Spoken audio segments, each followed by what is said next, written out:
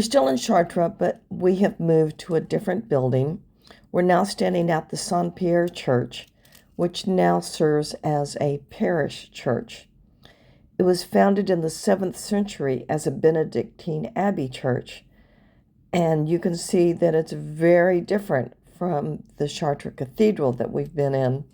It's definitely not over-cleaned or over-restored.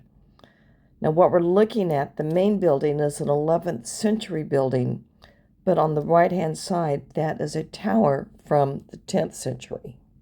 So this is more of a close-up of that structure on the right-hand side that was built in the 10th century at Saint Pierre.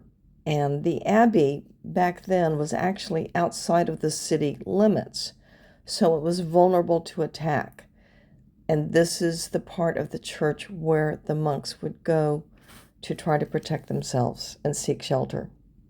So we've walked inside Saint Pierre, and there's been several churches on this building. This particular one is from the 11th century, and the rebuilding started with a choir area, but the monks ran out of money.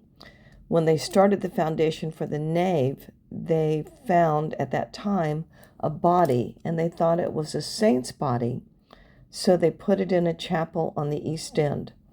Pilgrims came to venerate the saint.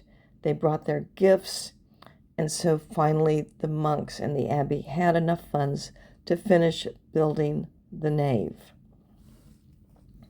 I'm not sure if you noticed on the outside that there's brush growing out some of the cracks, and the inside here has severe mold issues. So clearly this is not a well-funded church, although it does serve as an active parish. You can also see above us the netting, and that is there to capture debris and plaster that's falling down from the vault.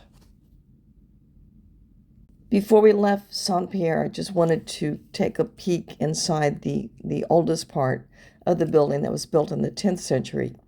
And you can very easily see that this is much older architecture happening way before Gothic was invented.